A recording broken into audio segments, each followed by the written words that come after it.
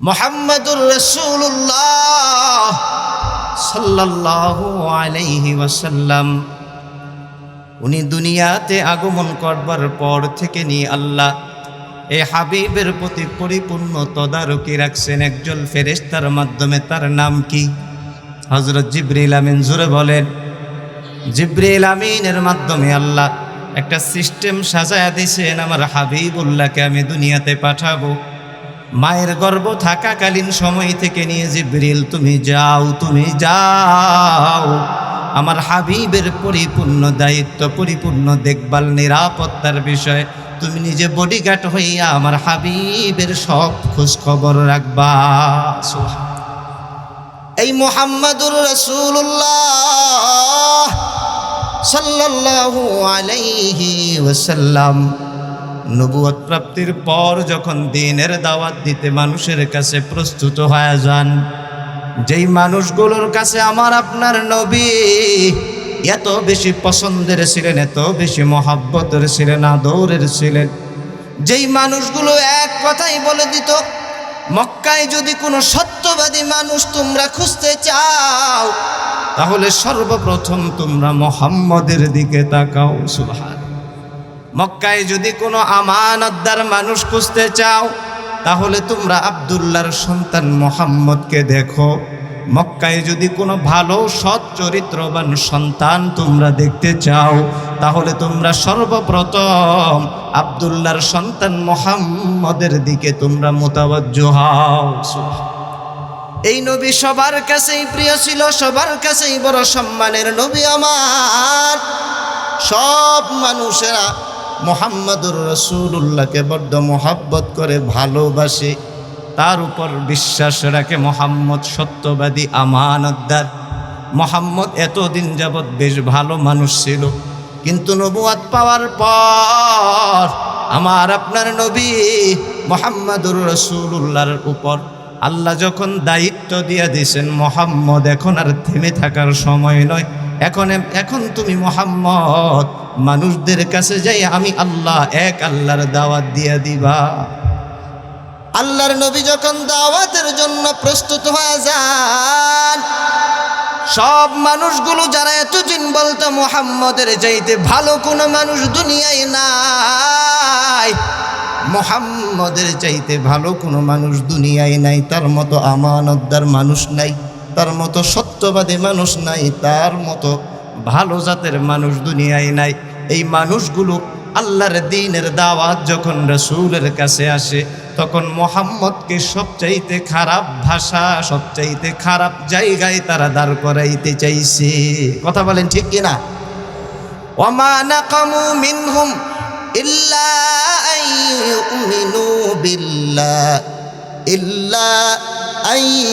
ইউমিনু বিল্লাহিল আজিজিল হামিদ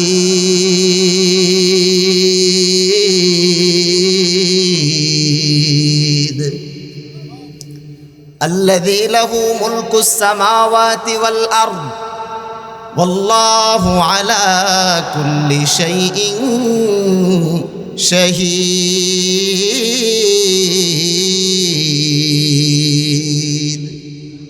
মুহাম্মদ এতদিন সবার কাছে খুব ভালো ছিল, সবাই পছন্দ করত, ভালোবাসতো, মহাব্বত করত, কিন্তু এক আল্লাহর দাওয়াত যখন দিতেছেন মুহাম্মাদুর রাসূলুল্লাহ ওহীর মাধ্যমে এই কাজের দায়িত্ব পাওয়ার পর সাথে সাথেই মুহাম্মদের সাথে বিরোধিতা শুরু হয়ে যায়। ভালো করে বুঝবেন মুসলমান, এই সত্যের পক্ষে যারা দাওয়াত দিতে যাবে তারা কিছু মানুষের কাছে সাময়িক সময়ের কারণে খারাপ হয়ে যায়। কথা বলেন ঠিক কিনা? রসুলের চাইতে দামি মানুষ দুনিয়াতে আছে? একটু জোরে বলতে হবে। রসুলের চাইতে দামি মানুষ আছে? সবচাইতে সেরা মানুষ, যার ব্যাপারে অসংখ্য হাদিস থেকে প্রমাণ পাওয়া যায়। আল্লাহর রসুলের যে দামি মানুষ হয় না, আল্লাহ বানান নাই। মানুষের আদর্শের কথা বলতে গেলে রসুলকে সবার আগে রাখতে হয়, মানুষের আমলের কথা বলতে গেলে সবার আগে রাখতে হয়, আখলাকের কথা বলতে গেলে সবার আগে রসুলকে রাখতে হয়।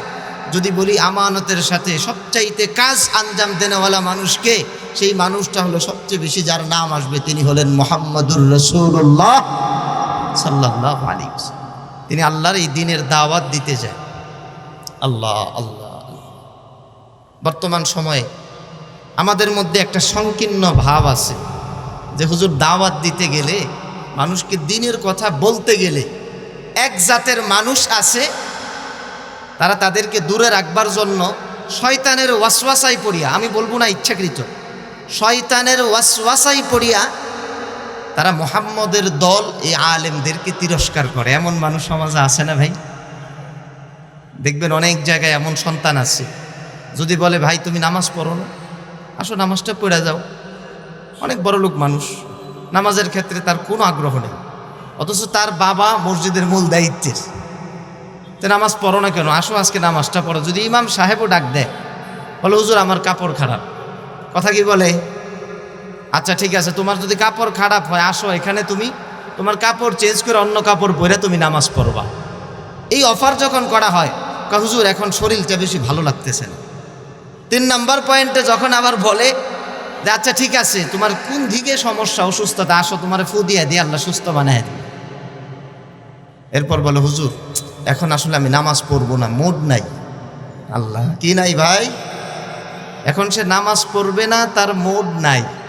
কিছুক্ষণ পর নামাজ না পড়া সে দূরে সরে যায়, দূরে সরে বলে যে আরে এই হুজুরদের পিছনে নামাজ পড়বো, তাদের তো আমি বিশ্বাসই করি না, তাদের পিছনে নামাজ পড়বো কিভাবে? কথা বলেন ঠিক কি না?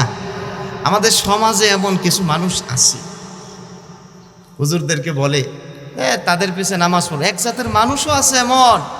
আমি বলছি ভাই আপনি মসজিদে কেন নামাজে যান না?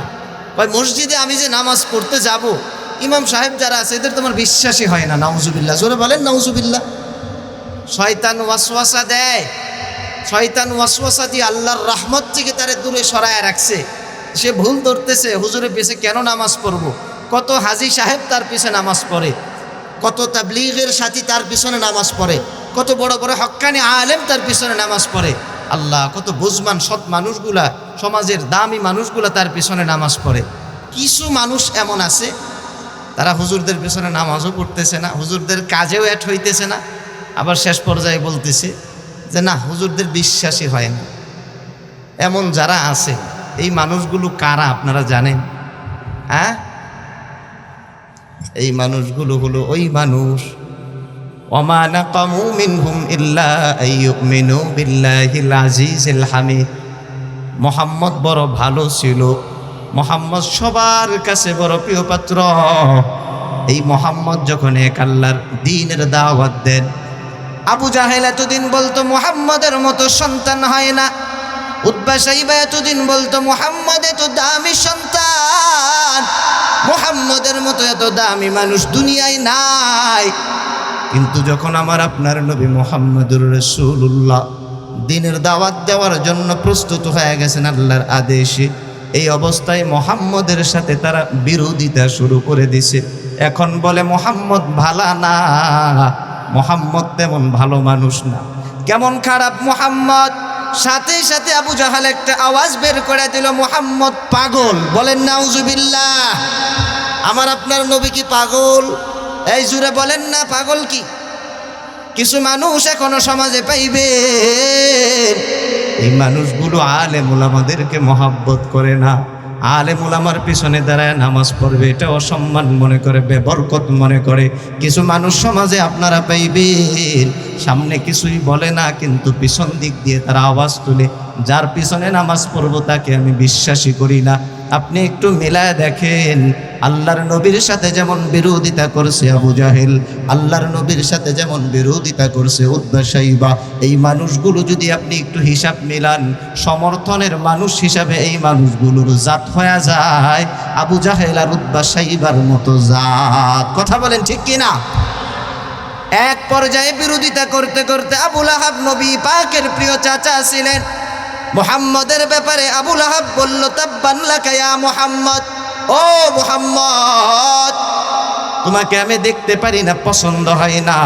অথচ এই আবু লাহাব এক সময় বলে দিছে যে আমার এই ভাতিজা মুহাম্মদ দুনিয়াতে যখন আসছে, কারণ আমি তো জানি মুহাম্মদ বড় ইতিম, দুনিয়াতে আসার পূর্বে নিজের বাপ হারা ইতিম হয়ে গেছে, দুনিয়াতে আসার পর কিছু সময় নিজের মাকে তিনি পাইছেন, কিন্তু এরপরেও কাছে থাকার সুযোগ পান নাই।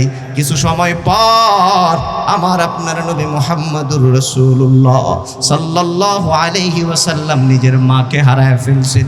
একটা পর্যায়ে আমার আপনার নবী মুহাম্মদুর রাসূলুল্লাহ সাল্লাল্লাহু আলাইহি ওয়াসাল্লাম শুধুমাত্র ওনার দাদা আব্দুল মুত্তালিবকে পাইছেন। বয়স হয়ে গেছে 8 বছর বয়স। মোহাম্মদ একটা ছায়া খুঁজে কার কাছে যায় আশ্রয় নিবে, কার ছায়ায় যায় বসবে। আল্লাহর নবী মুহাম্মদুর রাসূলুল্লাহ তখন তাকায় দেখলেন একটা ছায়া সামনে আসে, সেই ছায়াটা হলো আব্দুল মুত্তালিব। সুবহানাল্লাহ, একটু আওয়াজ করে বলেন সুবহানাল্লাহ। এই আব্দুল মুত্তালিব আল্লাহর নবীর বয়স যখন 8 হয়, আব্দুল মুত্তালিব দুনিয়ার থেকে বিদায় হয়ে যায়। আল্লাহর নবী এখন শিশু বাচ্চার মতো ডানে হাঁটে বামে হাঁটে। মুহাম্মদের ভিতরে হলো চিন্তা, জন্মের আগে বাপ হারাইছে, খুব কঠিন বিষয়। আব্দুল মুত্তালিবেরও একটা চিন্তা ছিল যে সব মানুষ জন্মের পর তার বাবাকে পায়, সর্বপ্রথম বাবা সন্তানের গালে চুমু দেয়, কপালে চুমু দেয়। কথা বলেন ঠিক কি না? এমন আদর তো মুহাম্মদ পায় নাই। এই চিন্তা ছিল আব্দুল মুত্তালিবের মধ্যে। আব্দুল মুত্তালিব সবসময় বলতো আমার এই নাতি বড় ইয়েতিম,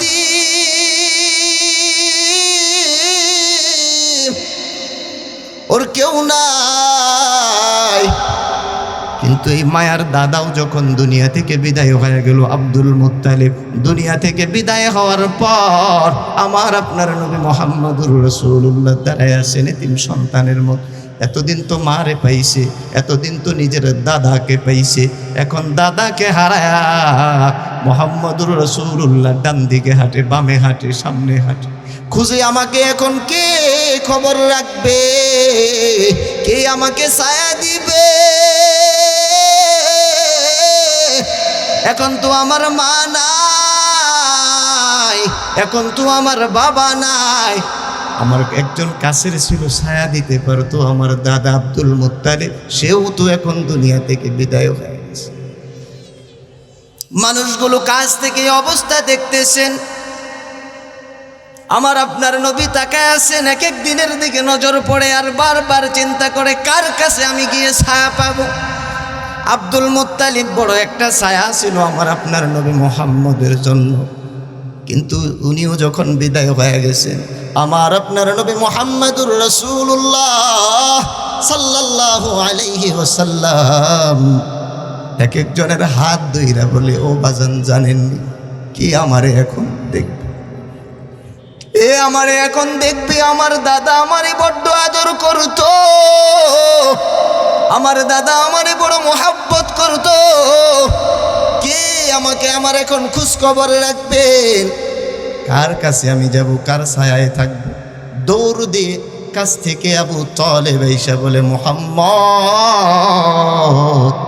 ও ভাতিজা তুমি চিন্তা করবা না, দাদা নাই তো কি হইছে, আমি আবু তালেব, তোমাকে যতদিন বেঁচে থাকি আমার ছায়াই রাইকা তুমি মুহাম্মদকে আমি বড় বানাবো। সুবহানাল্লাহ বলবেন জোরে, আর একটু জোরে আওয়াজ করে। মনে বড়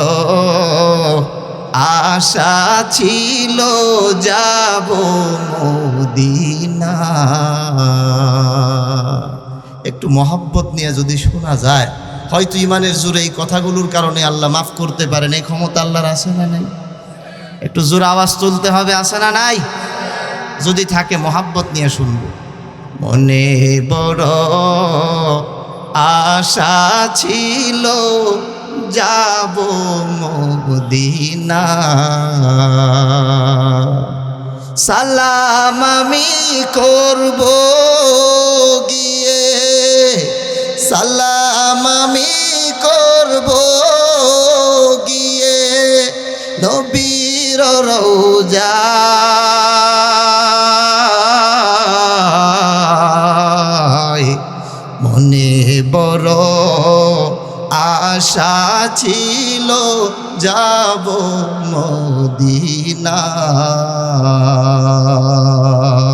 ওই মদিনার যাওয়ার ইচ্ছা আছে কার কার? আল্লাহ তুমি কবুল করো, বলি আমিন।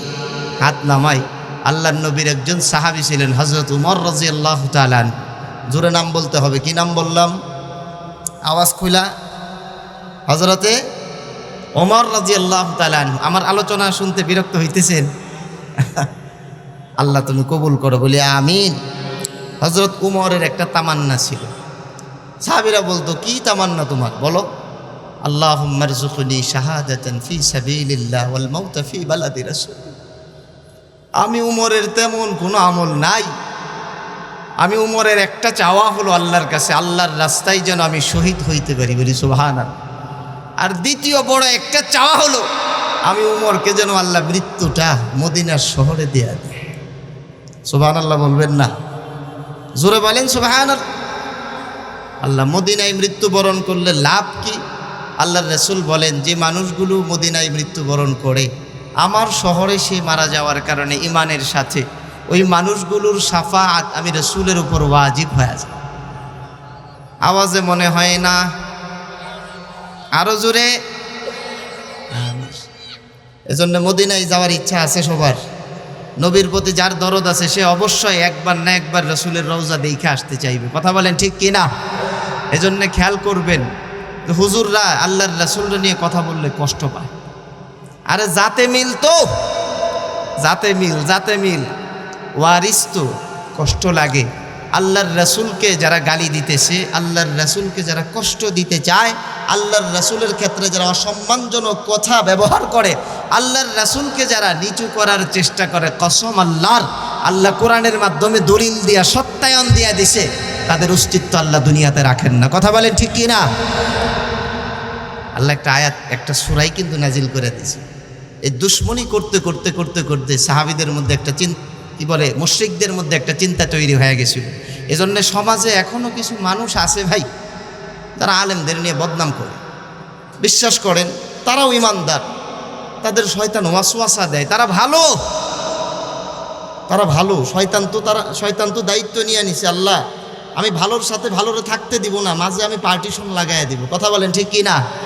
এজন্য দেখবেন যে একটা হুজুর কোনো দোষ করে নাই, কোনো না কোনো একটা দোষ তার জন্য বের করাইলেন। আজকে থেকে একটা ওয়াদা করতে হবে, আল্লাহর নবীর ওই সাহাবীর ওই চিন্তাটা সামনে রাইখা। আল্লাহর নবীর সাহাবী হযরত আবু বকরের একটা মানসা ছিল, রাসূলের দিকে তাকায় থাকলে তার মজা লাগতো। নবী নাই, কিন্তু নবীর উত্তরসূরি আলেমরা আছেন, তাদের দিকে যদি নবীর দিকে তাকানোর মেজাজ নিয়ে আপনি তাকাইতে পারেন, নবীকে দেখার সওয়াব আল্লাহ আমলনামায় দিবেন। সুবহানাল্লাহ। এজন্য আজকে থেকে একটা প্রতিজ্ঞা করতে হবে যে কোনো আলেম নিয়ে মন্তব্য করব না। কারা কারা পারবো? হিম্মত আছে? ইনশাআল্লাহ। আল্লাহ তুমি কবুল করা, বলি আমিন। হাত নামাই। ভাই বিশ্বাস করেন, আপনি জবানের এইটুকু হেফাজত করেন, আপনার মন চাবে, নফস তো, শয়তান আইসা একটু পরে পরে ধোকা দেয়, বল এটা। আর মানুষের দোষ বলতে মজা বেশি লাগে, মানুষের দোষ বলতে মজা বেশি লাগে। আল্লাহর ওয়াস্তে আপনারা এই চেষ্টাটা করবেন। অনেক কিছু দোষ মনে হয়, প্রয়োজনে আপনার যদি দোষ মনে হয়, কাছে যেয়ে আপনি জিজ্ঞাসা করে তাকে শুধরাইয়া দেন। আপনি পিছনে যেয়ে তার সম্মান নষ্ট করেন না, কারণ তার কানে আওয়াজ যাওয়ার পরে হাক লাগলে, আল্লাহর রাসূলের হাকের কারণে যেমন আবু লাহাবকে আল্লাহ 5 থেকে 7 দিন মরা লাশ আল্লাহ পচায় মারছে, আল্লাহর রাসূলের উত্তরসূরি আলেমদের হাক যদি লাগা যায়, বাঁচার উপায় আছে? এই জোরে বলেন, বাঁচার উপায়? কান্না করেন না, জুলুমের কারণে যত আঘাতই করা হোক, রাসূল আপনাকে কত অসম্মান করা হয়েছে। 1 নাম্বার অসম্মান হলো আমার আপনার নবীকে তারা পাগল বলে দিছিল। কথা বলেন ঠিক কিনা? নবী পাগল না তারা পাগল? এই জোরে বলেন, নবী পাগল না তারা পাগল? একটু জোরে বলেন, নবী পাগল না তারা পাগল? তারা সবচাইতে বড় পাগল। তাদের ব্যাপারে আল্লাহ বলছেন, ইন্নামাল মুশরিকুনা নাজাস। যারা মুশরিক তারা হলো নাপাক। এই মানুষগুলো আল্লাহর নবীর চির দুশমন। এই মানুষগুলো এখনো দুনিয়াতে আছে না নাই? একটু জোরে বলেন, আছে না নাই? আমাদের পাশের দেশ ভারত, পুরো দেশ আপনি হিসাব করবেন মুশরিকে ভরা। এরাই হলো রসুলের আসল দুশমন। আর এই জন্যেই দেখবেন এখনো কত মানুষের উপর আঘাত করা হয়, কষ্ট দেওয়া হয়। এমনকি উসমান হাদির মতো দামি মানুষ, যেই মানুষটা ইনসাফের পক্ষে কথা বলছে, এই মানুষটা নবী পাকের একজন অনুসারী হওয়ার কারণে, ইনসাফের পক্ষে কাজ করবার কারণে নবীর সাথে যেমন বিরোধিতা মুশরিকরা করছে, কষ্ট দিছে, আঘাত দিছে, গালি দিছে, পাগল বলছে, এই মুশরিকরা এখনো পর্যন্ত মুসলমানের উপর এমন জুলুম কইরা হাদির মতো মানুষকে শহীদ বানাইতেছে। কথা বলেন ঠিক কিনা? যেই মুশরিকরা আমাদের চির দুশমন, এর কারণ হলো এই মুশরিকরা আমার নবীর দুশমন। আপনি যদি প্রশ্ন রাখেন হুজুর কেমন দুশমন, নবী আমার কান্না করে দিছেন, সাথে সাথে আলী যখন জানতে চাইছেন কান্না কেন করেন রাসূল, আল্লাহর নবী বলতেছেন আলী তুমি তো খেয়াল করো নাই, আমার উপর অনেকে আঘাত করে, মারে, গালমন্দ করে, পাগল বানায়, আমি তাদের দিকে তাকাই না, কারণ আমি আল্লাহর জন্য সব সয়ানি, আল্লাহর প্রতি মহব্বত বেশি। কিন্তু আজকে যখন আমি তাকাইয়া দেখলাম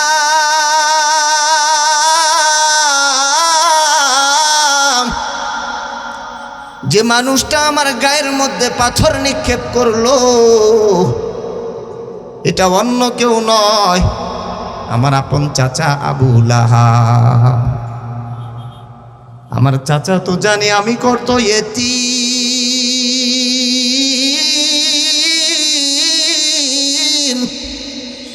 আমি বাবা হারাইছি, মা হারাইছি, দাদা হারাইছি। আমার চাচা আবু লাহাব সে ভালো করেই জানে আমি নবী কত ইতিম, কত অসহায়। বাহিরের মানুষ যদি আমারে পাথর নিক্ষেপ করতো কষ্ট লাগতো না, কিন্তু রক্তের বন্ধনের মানুষ আবু লাহাব যখন আমাকে পাথরগুলো নিক্ষেপ করে, আমি চোখের পানিটা আর ধরে রাখতে পারলাম না। এই নবীকে কষ্ট দিয়েছে মুশরিকরা, আল্লাহ এই জন্য একটা সূরা নাজিল করে দিয়েছেন। ধ্বংস চেয়েছিল আবু লাহাব নবীর, এজন্য আল্লাহ একটা সূরা নাজিল করে দিয়েছেন। তাব্বাত ইয়াদা আবি লাহাবিন ওয়া তাব মা আগনা আনহু মালুহু ওয়া মা কাসাব। বলেন আল্লাহু আকবার। আল্লাহ একটা সূরা নাজিল করছে, নবীর সাথে বিরোধিতা করতো যারা, এর মধ্যে অন্যতম একজন ছিল আবু লাহাব।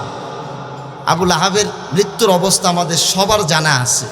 কসম আল্লাহর, যারা মুমিনদের সাথে বেয়াদবি করবে কথা দিয়ে, যারা মুমিনদেরকে হেনস্থা করার চেষ্টা করবে নানান আচরণ দিয়ে, কৌশল দিয়ে, আল্লাহর রাসূলকে কষ্ট দেওয়ার যেই পরিণতি হয়েছে, পচে গলে মরতে হয়। এখনো যারা ইনসাফের পক্ষে যারা কথা বলে, এদের বিরুদ্ধে দাঁড়ায়া যাবে, এদের বিরুদ্ধে কাজ করবে, ক্ষতি করবে, কষ্ট দিবে, তাদের সাথে ওই একই আচরণ হবে। কথা বলেন ঠিক কি না? ওই আল্লাহ আছে না? ওই আল্লাহ ধরার ক্ষমতা রাখে? আছে তো? বিশ্বাস আছে আপনাদের? আল্লাহ